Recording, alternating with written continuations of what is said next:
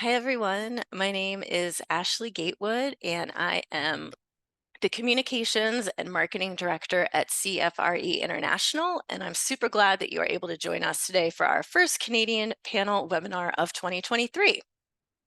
We have an amazing moderator and 4 panelists that are going to be giving you all the inside scoop about what you need to know if you're looking at considering becoming a CFRE in Canada.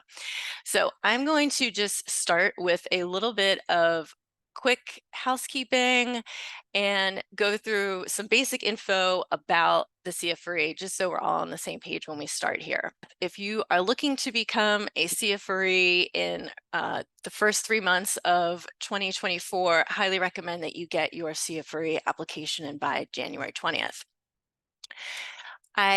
We are recording today's webinar, and I will email you a link to the recording and to the slides within 24 hours to the email address that you used to register. So keep an eye on your inbox tomorrow.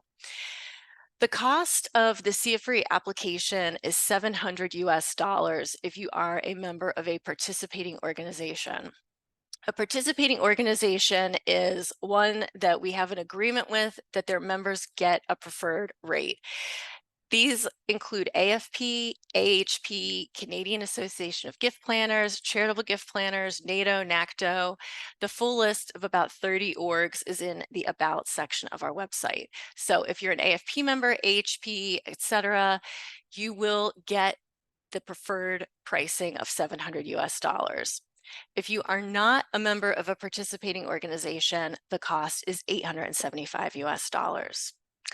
We have a question pane for you today. Keep your questions coming. We will take them at the end. We will do our best to make sure that we get everything answered that you need to go forward confidently in the CFRE process.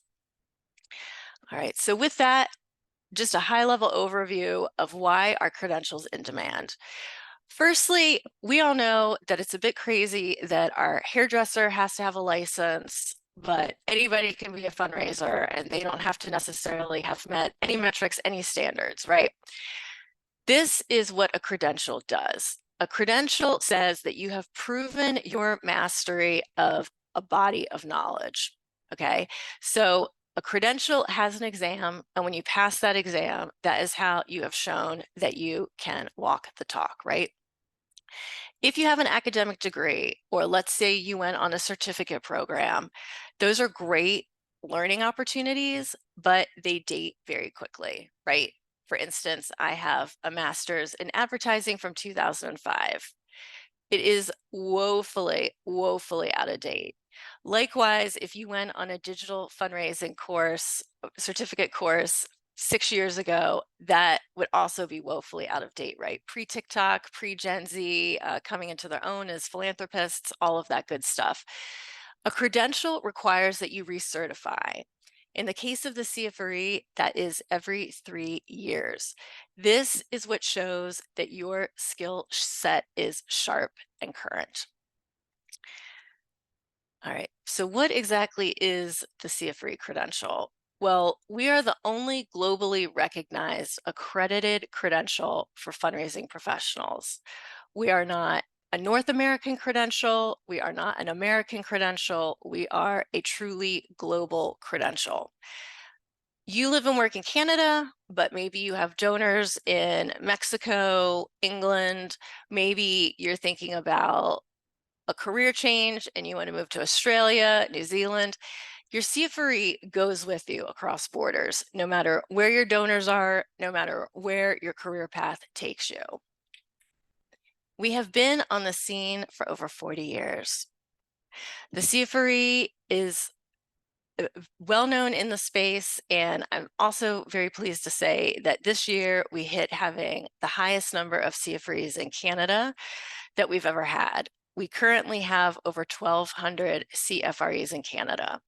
There are 7,700 CFREs worldwide, so Canadians make up a very large component of the CFRE certificate body. Everything we do related to the CFRE is grounded in ethical best practice fundraising. We all want to believe that everyone in our orgs is ethical. They're not going to be sketchy. We know that is not always the case. I worked for an organization in Washington, D.C. early in my career where my coworker in development stole 1.5 to 4 million US dollars. If you've ever worked someplace where that's happened, you are definitely a bit once bitten, twice shy. And when you are looking to join an organization, you may not necessarily know if there have been any ethical issues on that team before. Maybe the person that you're replacing is leaving due to some kind of ethical concern. Employers and your coworkers want full confidence that you know how to ethically fundraise, right? Because when you don't, it gets pretty bad. But why are credentials in demand in general, right? The CFRE is a voluntary credential. You don't have to have your CFRE. But when you have a voluntary credential, whether that's the CFRE or another one, you will be sought after. And our panelists are going to talk with you a little bit more about that. But having your CFRE truly does make you stand out in the hiring process, in the promotion process. It shows that you have continued to go on ongoing education. You're continuing to invest in yourself. You're continuing to have a current, up-to-date practice. All right. And why become a CFRE now? You have a job, you have a family, you have a life, and you're probably thinking, Ashley, I know that the CFRE involves a cost. You've told me that. I know it's going to take time. Why would I want to become a CFRE now? All right, we're at the end of 2023, which is scary to think about. But if you intend to go on a job hunt in 2024, now is the time to prepare, right? We hear from people who say, I became a CFRE, I put it on LinkedIn, and within a week, a recruiter reached out to me, and I didn't hear from recruiters before. Or I've been a CFRE for 2 years, and at least once a month, I get a recruiter contacting me. It is very common for recruiters to notice when you are a CFRE, and therefore you have a better pick of job opportunities. Secondly, maybe you have seen the articles going around. There's one on Nonprofit Pro right now in a couple different spaces about just how many job vacancies are plaguing nonprofits. 75% of nonprofits surveyed said that they have open job vacancies, and 10 to 19% of them have job vacancies that have been open for quite some time. If you are on a team where you've lost people, you have vacancies, and you have to step in and fill in for areas that you may not have worked in before, or you just haven't had a chance to get experience there before. The CFRE credential is a generalist credential, right? So it's going to help you have a 360-degree view of fundraising. It's going to give you more confidence if you need to step into somebody else's shoes or take on additional responsibilities. And I always say, become a CFRE before you need to be. This sounds really obvious, but a lot of times people find themselves in between jobs, or they're in a tight spot and they think, okay, I'll start my CFRE process now. But because it can take several months, for some people it might take them a year or two, it really pays to have your CFRE credential in your back pocket before you need it. So before you go on your next job search, before you look for your next promotion, you want to earn your CFRE prior. All right, now this is my favorite slide in this presentation. This is from this year's AFP Compensation and Benefits Report. It found that CFREs in Canada earn 14% more than non-certified colleagues. Think about what your salary is, and now picture that it's 14% more. And that's not just for 1 year, but that is the trajectory of your salary from then on.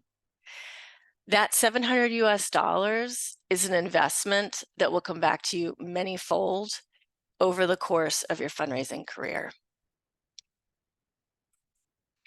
If you haven't yet started your application, you can do so on our website. If you just go to either my CFRE account here or there, you can begin it. You will only pay when you submit your application. So if you don't submit your application ever because you change industries, that's completely fine. You will not be out any money. You will only pay to submit your application when you are ready to do so. All right, so that's enough for me. I'm now going to turn it over to our fabulous moderator, Sonya Swiridjuk.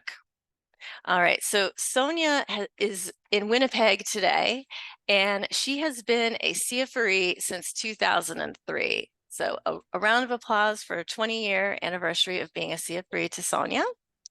And her fundraising career spans more than 3 decades, including senior roles in agencies, consulting, and charities. Currently the director of annual giving at Oceanwise, Sonya is also an active volunteer with AFP, the Western Canada Fundraising Conference, and the UK's Resource Alliance. So with that, I will turn it over to Sonya, who will introduce our panelists. Wonderful, Ashley. Thanks very much. It's a pleasure to be with everyone here today. I'm going to introduce our wonderful panel, starting with our first panelist in the very east, Liz Struijf-Mandishora, who comes to us from Halifax. Welcome, Liz. In addition to having her MBA, Liz achieved her CFRE status in 2021. Congratulations. She is first and foremost a wonderful mom. She's experienced in developing fundraising strategies for individual giving, workplace campaigns, corporate giving, and cause marketing. Liz has 19 years of experience in business development and revenue generation in both the not-for-profit and for-profit sectors. Her areas of specialization include revenue diversification, fundraising strategy development, team development, training, volunteer management, facilitation, corporate social impact, product design, and development. Welcome, Liz. Next coming to us from Montreal is Ronit Yarosky, who has her MA and has also been a CFRE since 2019. Yay, Ronit. Again, like Liz, Ronit is a proud mom, and she's a mom to 2 neurodivergent boys. She is the senior program manager at KBF Canada, working with donor-advised funds and managing dozens of international charitable projects around the world. With 25 years experience of development in small shops, Ronit was previously National Program Director for the AFP Fellowship in Inclusion and Philanthropy. She's also the recipient of the YMCA Peace Medal for her work on dialogue between Jewish, Israeli, and Palestinian communities. Welcome, Ronit. Next, we have Dane Bland, who has been a CFRE since 2018. Yay, Dane. Dane is a not-for-profit leader focused on translating development activities to social betterment, political action, advocacy, and systemic change. Currently, Dane is the head of development for Rainbow Railroad, which is an international organization that helps at-risk LGBTQI+ people get to safety around the world.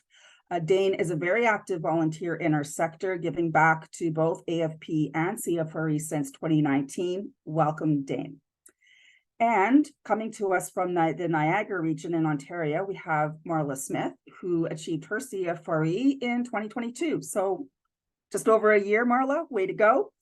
Marla is an accomplished CFRE and AFP certified facilitator with over 15 years of nonprofit experience. As the Director of Development at Niagara Children's Center since 2017, Marla fosters a collaborative culture and excels in major gifts, donor relations, and stakeholder engagement. Her leadership extends to roles within the AFP Golden Horseshoe chapter, and that's where she's also been chair of National Philanthropy Day and co-directs education, contributing to the nonprofit sector's success and inspiring others to make a meaningful impact. Welcome, Marla. So panel, let's launch into our first questions, and this is for the group, starting with Dane and then Marla, Liz, and Ronit. Why did you want to become a CFRE, and where were you in your career when you began the process? Dane? Yeah, I'll start with when I began the process because it's kind of the answer. I got my CFRE 3 years into my fundraising career, which is quite literally on paper the earliest you can do it. You cannot do it earlier than that. And in fact, they recommend 5 years of experience, but I decided to be an ambitious lad and do it 3 years in. And the reason for that was because I fell in love with fundraising. It was my first big boy job was a fundraising job. And I fell in love with it, and I knew that I wanted to be dedicated to the space.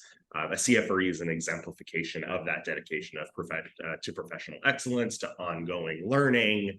And I knew right away this is what I wanted to do. And I also am ambitious. And I knew that I was young and hardworking and hungry. And I knew that by getting my CFRE, all the points Ashley made earlier, it was going to help me stand out and also just be better at my job, both of which were things that were crucial to me at that early point in my career. Wonderful. Thank you. Marla? So similar to Dane, I actually decided really early in my career as well that I wanted to get my CFRE. I actually got it in 2020. I got it during COVID. And I had been delaying getting my CFRE. I'd been about 10 years in the industry at that point, and delaying because of motherhood. So I had been fundraising as well as being a mom, and was finding it difficult to sort of keep on track with the amount of work that I had anticipated for the exam and the preparation. And so during COVID, I really kind of did some self-reflection and decided that this was something I really wanted to commit to. I was going to carve out the time during COVID. I really wanted to have some measurable impacts that I was able to make in my life during this time. And so I decided this is what I was going to do. And I really wanted to get my CFRE as a way to distinguish myself and showcase the dedication to excellence in fundraising, as well as sort of build on that ethical fundraising practices that Ashley talked about in the intro. Wonderful. Thank you. Liz?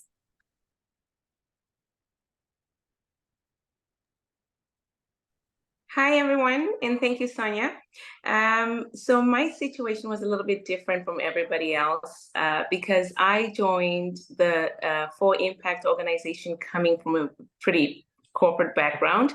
And so when I started, I really wanted to take some time to get to know the industry a little bit better. And so my first experience with CFRE was gave me the opportunity to be able to learn a bit more about the industry. And I also wanted to build my confidence, because as much as I had a lot of experience coming out from another industry, I didn't have as much in the For Impact sector. So I felt that this was a great way to boost my confidence. And the third thing was really the idea of having that recognition within the organization. And because I used to work on many different projects, and even internally, it felt like it was really important for people to understand that my expertise and my experience as a fundraiser was well documented. So that was my path. And so, especially if you're somebody who's new to the industry, and we know we get a lot of people coming from many different industries, it's a great opportunity to look at the CFRE as a confidence booster. Awesome. Thank you so much for that perspective. Ronit? Yes, hi everyone. So unlike my colleagues, I was actually in the sector already for about 20 years. And I sort of felt I was just never really able to convince my boss and the board and volunteers, my colleagues, why I couldn't just do an ice bucket challenge. People will believe what they think they know, and actual facts aren't always the key requirement these days for making good decisions, as we can see by the state of our world. But I did know that having these initials after my name carried some weight and meant that actually, yes, I do know a little bit about what I'm talking about. And another reason, the second reason, it's a little more personal. I'm a bit neurodiverse. And even though I do mask very well and I'm quite competent, we all have moments in our lives where our self-confidence takes a beating. And when you are neurodiverse, those moments of self-doubt can be lengthy and more difficult. And so pursuing the CFRE helped me package the information in a way that it made it more accessible and more available to me in those moments when I needed it. Thank you for sharing that. Our next question is for Marla and Ronit. What are the biggest misconceptions around the CFRE you hear where you'd like to set the record straight? So first to Marla and then to Ronit. Yeah, thanks. I think one of the most common misconceptions is that the CFRE is primarily just about passing an exam. And while passing an exam, of course, is a significant part of the process, it's not the entire journey. The CFRE journey is more comprehensive than that. And it encompasses your years of experience, ongoing professional development, a commitment to ethical fundraising. And those things are all intertwined to help give you that validity. I think the second thing is that people often think of people who have their CFRE as coming from larger organizations, where there are many fundraisers in that organization. But in reality, fundraisers working at any level at various different types of nonprofit organizations really benefit from the CFRE credential. And you know, I hope people that are listening today are sitting there going, in my workplace, I can make a difference, and I'm able to help my community, my colleagues, be able to do the best work that they can because of the knowledge and expertise that I can support. Amazing, thank you. Ronit? Yeah, so there are a couple that misconceptions that I think are quite common. One that you just referred to, that you have to be in a big organization. And myself, I worked my entire career, and I still work my entire career in small shops. And I was really absolutely convinced that I wasn't raising anywhere near enough money to certify.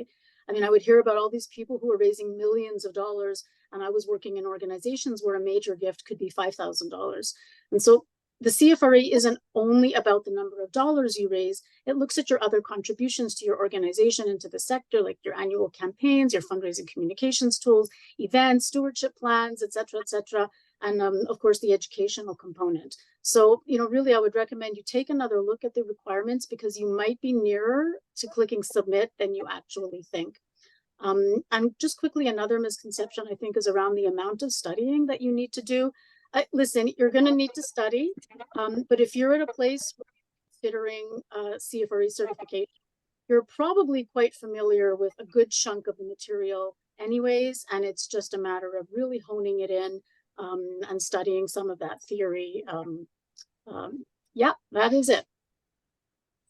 Thanks, Ronit. I appreciated your particularly 2 points with respect to additional projects that can contribute to the points that you need to certify, and as well that you know more than you think you know. So I appreciate those 2 comments in particular. Next question is for Dane and Liz. In which ways have you seen the CFRE credential provide greater recognition of you as a professional? Dane? Yeah, I mean, I mentioned this in my first answer. I'm a young professional, and I had success early in my career. And I think one of the amazing things about a CFRE credential is that, you know, not to be humorous, but it means I'm not lying on my resume. Somebody checked, like, you know what I mean? That it actually lends credo to what I'm saying. I think that is, for me, one of the biggest advantages, honestly, of having the CFRE and maintaining the CFRE. Externally, obviously, that puts you in a different sort of category in terms of hiring, but I think even more than that, it's also a personal kind of commitment to maintaining professional development and growth, and doing so consistently, not trying to it's like, oh, mine expires on September 2024. Well, I'm going to do a month's worth of professional development all crammed into one. It's a really consistent and well thought out, you know, commitment to being a better professional. And I think, you know, it being demonstrative of both a personal commitment to doing that and also of success. And I love what Ronit was saying about that success, and Marla, that success doesn't have to just be funds. It can be anything that advances an organization's mission related to fundraising. I think that's such a vital point to make, and really crucial. Wonderful, thank you. Liz?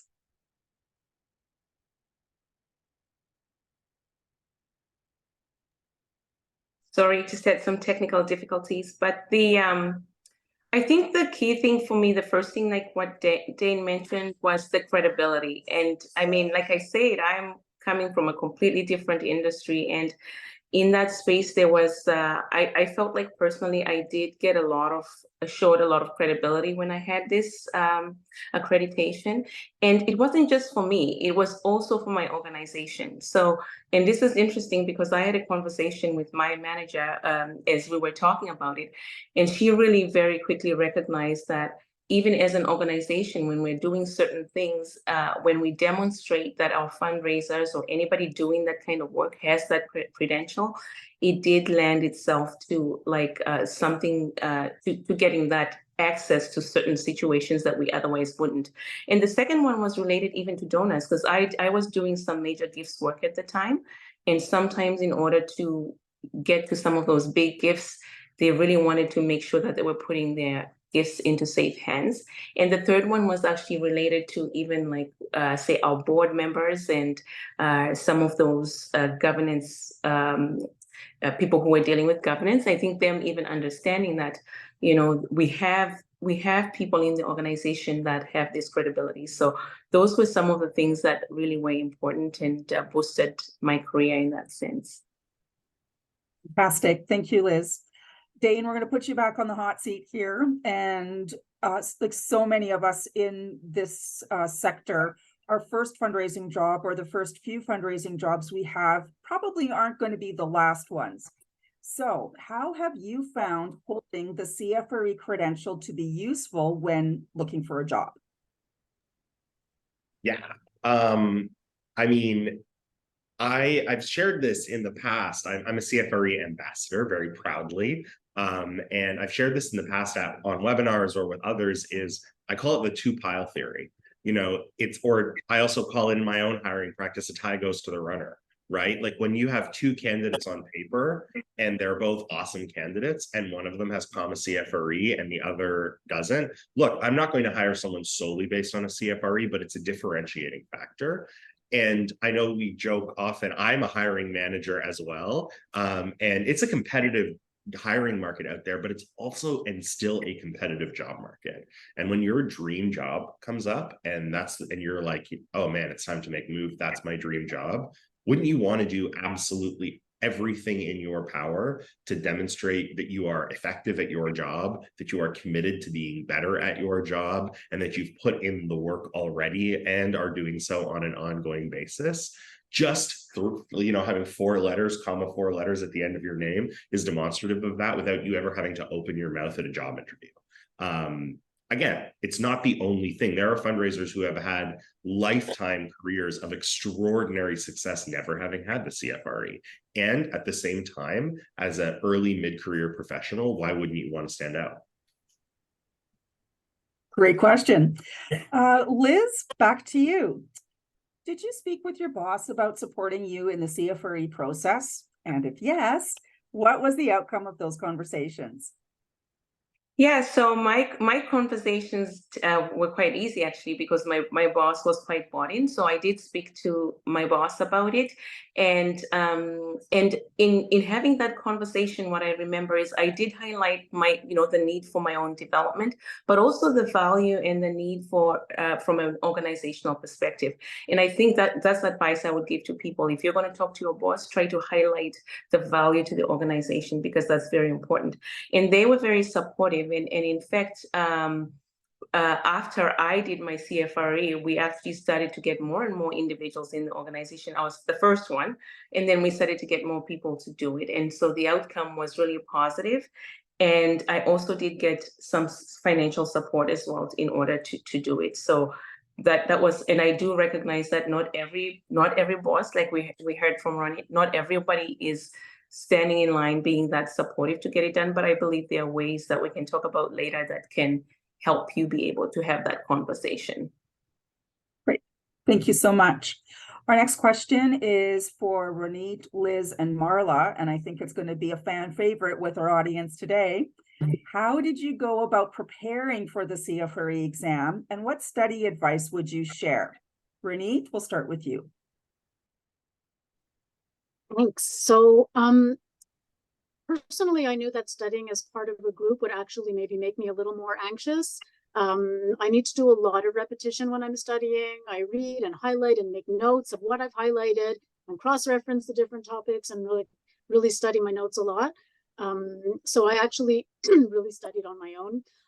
I did the CFRE refresher course, which I did find very helpful. And there were certain books that kept coming up over and over. There may be 4 or 5 books. Those are the ones that I invested in and found them super, super helpful. And I also found that the practice exam was really helpful. It really gave me a good sense of where I need to focus more. And I think even more importantly, it really helped me understand what the questions would look like on the exam. So my 2 pieces of advice are: remember that this exam focuses on theory. It doesn't focus on the perfect organization that makes all its fundraising decisions based on best practice. And in a way, although seasoned fundraisers, pardon me, may have, on the one hand, may have the upper hand or the advantage of years of knowledge that they've gained through practice, it can in a way get in the way of understanding what is behind the wording of these questions that are very specific for CFRE. And I would also say only you know the best way for you for studying, and don't feel pressured to study the way someone else studies or says you should. Tap into all the resources that are around you in a way that best suits your person and your brain. Excellent advice. Thank you, Ronit. Liz? That's so excellent, Ronit, because as you were talking, I was just reflecting on this, how different people are in terms of how they study. I'm a self-confessed kind of lazy stutter. I'm very sociable, and I don't do well with like, here's the big manual, like I'll probably skim through it and not be able to study. So I really needed the social aspect. So I joined a study group, and shout out to Jack Alotto. He was brilliant. If you are ever looking for someone, look up that name. And what was excellent about it is that, you know, it was a bit of it was a collective study. I also used the practice exams, which were perfect for me because then I could kind of have an idea of what it all looked like. And I did use the study manual that we got to sort of look at kind of the kinds of questions we would get. And I focused a lot on the stuff that I didn't feel the most confident with, because I had experience. So I looked at what were the things that I didn't feel as confident about, and I spent a little bit more time on that. So to Ronit's point, really find a way that works for you, because I did try in the beginning to take the book and have at her, and I realized, nah, that's not me. So moved on to what matches my style. Excellent. Thank you, Liz. And Marla? Yeah, so I kind of did a combination of a little bit of what Ronit said and what Liz said. I grounded myself first in the CFRE handbook, and I made sure I understood the glossary of terms, the types of things that were really important. So I did that as like my grounding sort of exercise. And then I kind of took the CFRE as like a project management, where I was like, I'm going to divide it up, I'm going to conquer it. Similar to how Ronit said, you know, there were a lot of books to choose from. I found that there were a few books that really zeroed in on the information that seemed most applicable for me. So I didn't need all of the books for the exam, but the ones that I needed, I really kind of delved into deeper. I also was similar to Ronit, where I like to highlight, make notes of my notes, and kind of pull things all together. And so I did that as well. So it was a bit of a compilation. And then I really wanted to lean into the power of experience, of the knowledge that I had gained through my practical experience, and ground myself in some of that confidence that we've talked a little bit about, reminding myself that, you know, I've done this for 10 years. You know, what are some things that we know are the right things to do? Is this ethical? Is this appropriate? Is this a great use of funds? I really challenged myself to think of those questions when trying to answer and think about the concepts. The last thing that I did, which everybody on the panel seems to have done, was the CFRE, oh shoot, it's blanking on me, the sample questions, the course, that was amazing. So I wasn't quite sure I was going to make an investment, because I think it's $50 to do the practice exam. And I wasn't quite sure I was going to do it, but it was a phenomenal experience. I literally went into it going, okay, I'm pretending this is the exam. I'm going in, I'm going to just try my best, see where I got. And knowing that I could kind of feel comfortable in those next steps. So that was a really great experience, and I highly recommend the practice exam. Awesome, thank you. And I would just like to add 2 quick points on resources. Reach out to your networks, do a shout out post on LinkedIn. You never know who in your area, or even for a small shipping fee, is willing to lend or even give you the books that they have and just don't want anymore. So that's number 1. And number 2, for the extroverts in the crowd, I also found the study group experience to be wonderful, and 20 years after the fact, I'm still connected to some of those folks. So it's a great way to also expand your professional network by joining a study group. Okay, Dane, back to you for this question. Do you feel that being a CFRE has helped your organization have better fundraising success and/or improved your ability to manage your team and orient new fundraisers on your team to the profession? Yeah, that's a complicated question to answer. I can't point to a specific example where I can be like, yes, the CFRE sure, got me that donation. That's not, I don't think, how it happens. But what I can say is donors are savvy, and they're increasingly savvy. And I think that there's a level of trust and leadership that comes with having a CFRE, that donors who have the detailed and long history, especially of sector involvement, maybe on a development committee or a board, they're aware of what the qualification is and what it means. And I think that that's crucially important. And obviously, continued professional development is going to make me a better fundraiser in the long term. One particular thing, when I was doing my practice exam and all of that stuff, my weakest area was, it's broken up into specific areas of testing and practice.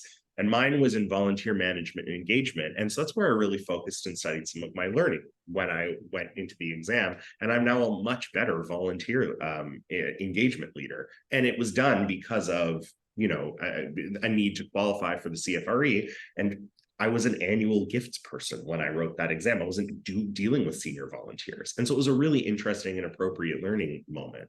And the final thing I'll say is I recognize the value of the credential and professional development. And that's something I try and foster in my team. I try and collectively say, hey, there's this really cool webinar. Why don't we book a meeting room and go together and learn and discuss together? And I am going to use that for my CFRE points. By the way, no one on my team is a CFRE, and I've made it open. I said, I will pay for it, go ahead and study. And there's value for me, there may be for you or not. But I've had people express curiosity, but we have a team and a culture of shared commitment to professional development, which I think as leaders, we have a responsibility to foster in our teams. And that certainly was fostered in me, at least in significant part through my CFRE credential. It's something that that sort of culture of continued learning is something I'm passing on, CFRE or no CFRE, to the team that reports into me and that I work with every day. Amazing. Thank you, Dane. Next question goes to Ronit. How has becoming a CFRE lifted your professional confidence? Thanks. I just want to say, Dane, you sound like an awesome boss, and I'd be happy to come work for you.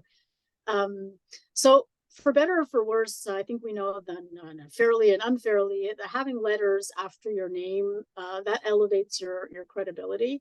When I certified, I think there were 40 CFREs in Quebec. I think there are 60 now.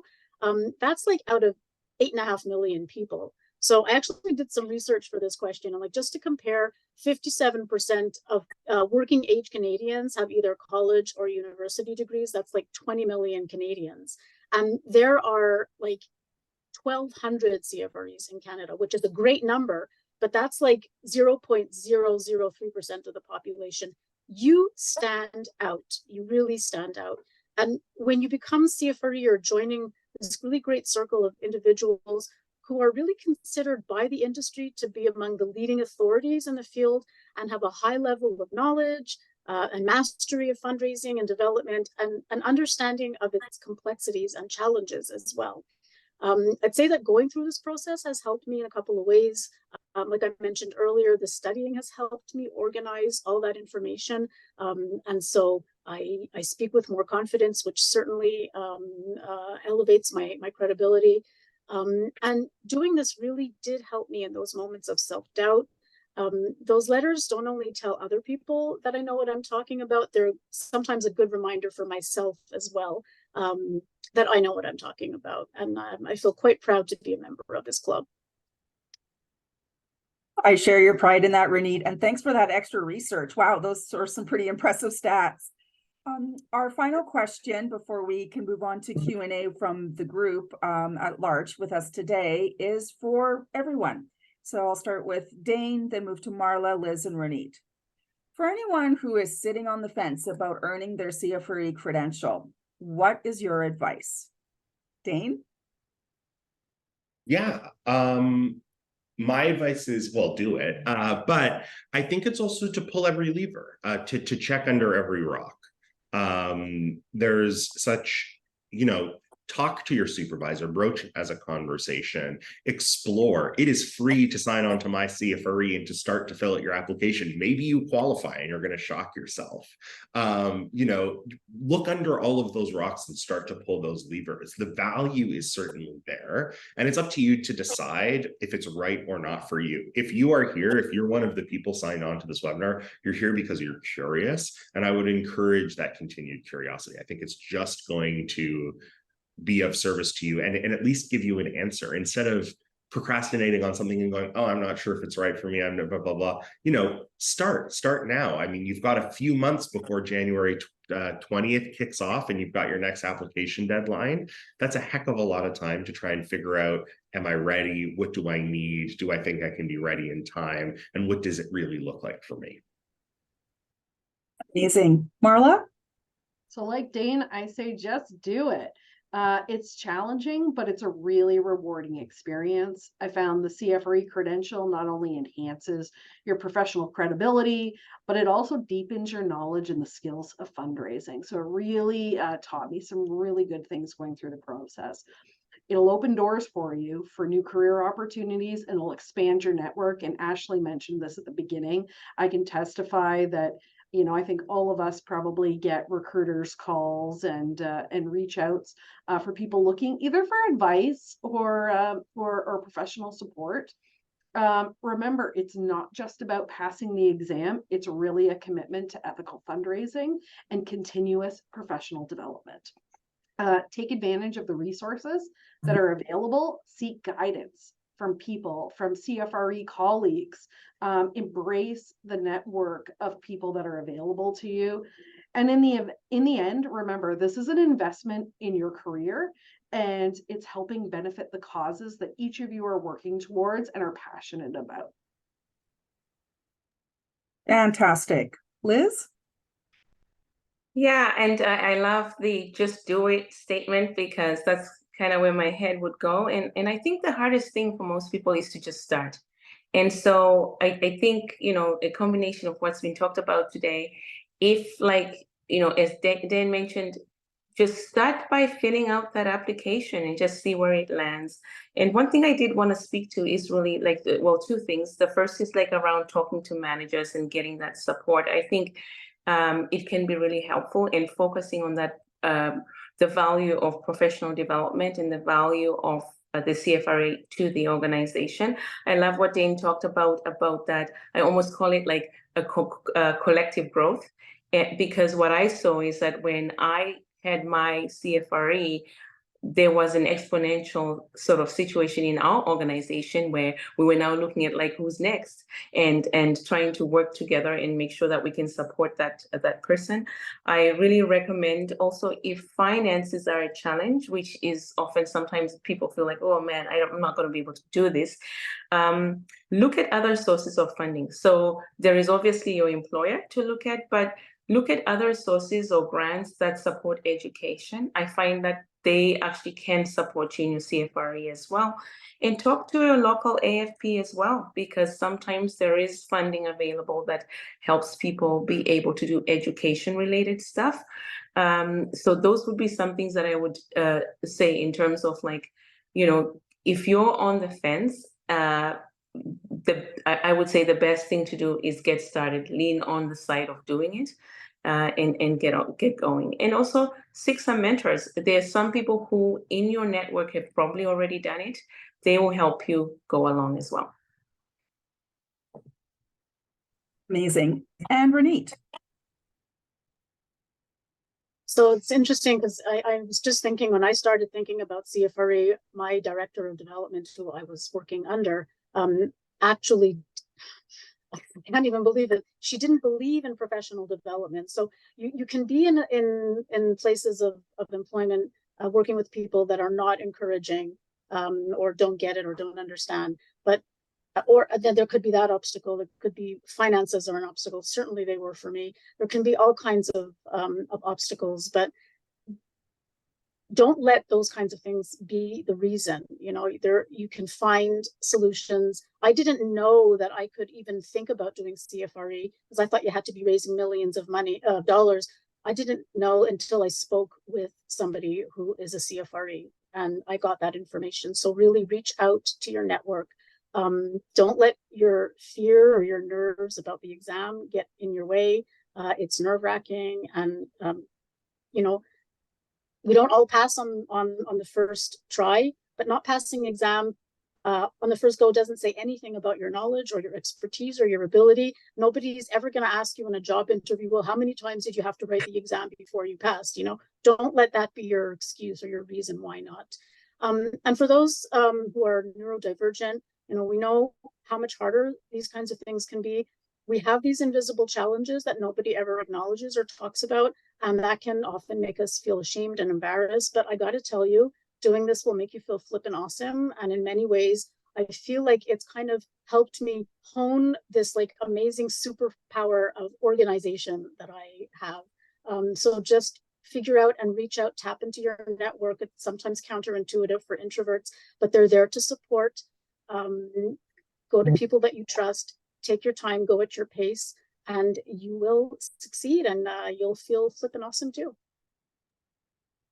Fantastic. Thanks, Ronit. So just to recap that fantastic advice, continue to be curious, engage and embrace the process, get support, find solutions to obstacles. And for those of us like me who might be procrastinators, just start, make the move, just do it. There will be all kinds of reasons for you not to get going. Focus on the ones for the reasons why you should. Ashley, over to you. Thank you, panel. Right. It's been a joy. Yes, thank you so much, Sonya, Ronit, Liz, Marla, and Dane. Your answers were very illuminating and helpful. And I think some people, they don't have a CFRE whose brain they can pick. And so you've been a great resource today. We're now going to move into the Q&A section. And again, if you have any questions for our panelists or our moderator, type them in the question pane and we will go through them now. Okay, so I have one question for Marla. You mentioned there were several books you used to study. What were the names of those books? Absolutely. Do you remember? Yeah, so Excellence in Fundraising was my go-to guide.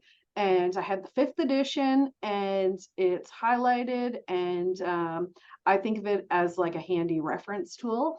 The other one, which is not on the list, but I highly recommend it. I don't know if I can do that, but it's the Penelope Burke Donor-Centered Fundraising. That book is amazing. So that is another one I love. All right, excellent. Okay, and I have a question here. I'm actually gonna throw this one to Sonya, if you don't mind, because you have been a CFRE for 20 years. We have a question about who pays for your recertification fee. Have you ever had your employer pay for it, or do you self-fund that? I personally have self-funded, in part because part of my career has been as a consultant. However, I have also worked in organizations where we, as staff, received X amount of money each year for professional development, and we could use that however we wished. Some on our team chose to use that money to either get to pay for their initial certification or to recertify. As well, it's something that if you can contribute to your annual budgeting process, to advocate for that fee payment in your team's budget. So I would encourage everyone to, as our panelists have suggested, find creative ways to get this paid. And you bring up a good point with budgeting exercises. If you run on a calendar fiscal year and you're making your 2024 budget, now is a great time to talk to your boss to see if they can contribute to part or all of the cost. 54% of CFREs say their employer contributed to part or all of the cost. And if you have an employer who's nervous and says, you know what if I pay for this and you are not successful on the exam? We have had a number of people cut a deal with their employer where they've said, I will pay for this up front. And when I pass the exam, I want to be reimbursed. Like everything in life, get that in writing. If you have a new boss over the 6 months it takes you to become get to the test center, make sure you have that in writing, but that can be another great avenue. All right, I have another question here. So let's hear, let's from Liz and Ronit on this one. How did you go about earning those education points for initial certification, right? You need 80 points of education. There's conferences, webinars, all kinds of things, but people often say, look, I want to do this on the cheap. I want to do this effectively, efficiently. So any tips for people or thoughts about how you went about earning those 80 education points? Yeah, I can go ahead and take that one first. It was a combination of different things, actually. The first were doing some webinars, but there was also attending things like conferences where you get to learn something, where you get to, and taking the chance sometimes to, present at things, because I figured, if you're going to get these education points, it's best to incorporate it into your whole sort of the way you run your profession. So if you push yourself to do things you haven't done before. So give presentations. If you know how to write some stuff. I find that those are different ways of getting those points. And also, one thing I think that a lot of people don't know about is that sometimes you can actually also get points for things that are related to the industry, but that are not necessarily directly like from a typical fundraising session. So I use some of that too. So some of my education as a whole that applies and benefits my industry. So those would be some of the examples that I would put forward in terms of getting those professional accreditations. And the volunteer pieces too. Don't forget your volunteering. So it's just everything you do as a good fundraiser and a complete human being and a fundraiser, I think, as to that. Awesome, thank you. All right, Ronit, where did you go about finding those points? And if there's any specific places you looked or conferences you recommend or anything like that, feel free to share. Thanks. Just to note, my internet seems to be cutting out a bit, so if I feel like I'm lagging, I'll just turn off my camera. I really needed to do this on the cheap. I'm a single mother and working in the charitable sector, especially pre-CFRE sort of, qualification. Salaries are not known for being super, super high. And having a boss who thinks that professional development is, not necessary. I did a lot of webinars. I did probably 3 times more than I needed to do because I didn't really know what would be allowed and what would be what they would count or accept. I think I was only able to attend one conference, and I did a couple of small presentations. But don't forget also, when you're certifying for the first time, there's, if I remember correctly, your previous education, your university degree, can count for quite a good chunk of your of those education points. So, you know, I was glad that I did have that to include as well. But if you're not sure, and if you feel like you're stuck, again, I would really reach out to your network, reach out to Ashley, reach out to CFRE to get some guidance on that, because that's something else I didn't really realize, is how much support is available when you feel stuck. Don't feel stuck.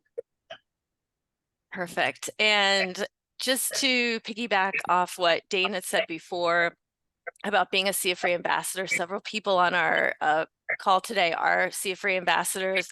You can be matched with a CFRE ambassador at no cost. You just email share, SHARE, at CFRE.org, and I'll connect you with an ambassador who's a CFRE that you can talk to them one-on-one about your concerns, what the CFRE has done for them, and get that information directly from one person.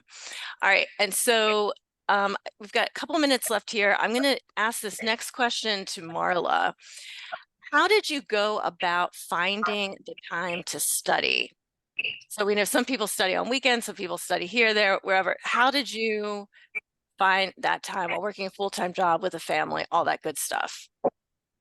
So my workplace did not financially pay for my CFRE. I did have to do that on my own. But in conversation with my CEO, she said she would welcome the time for me to study on work time, which I found to be a really nice point to be able to do. Plus, I was at home because it was during COVID, so we were in lockdown anyway. So I found the studying to be really good. The other thing that I did was I paired the studying with writing a strategic plan. So Dane talked earlier about domain 4, which was the volunteerism and management area, was one of the domains he needed more experience in. And that was a domain that I wasn't quite sure how strong I was in. So I tied in my strategic plan that I needed to write with learning about domain number 4, so that I was able to apply what I was reading about into practice immediately. And I found moving that from short-term memory to long-term memory really made a big example. So any ways you can sort of integrate what you're learning into your workplace right away allows you to sort of develop those concepts a little bit more richly.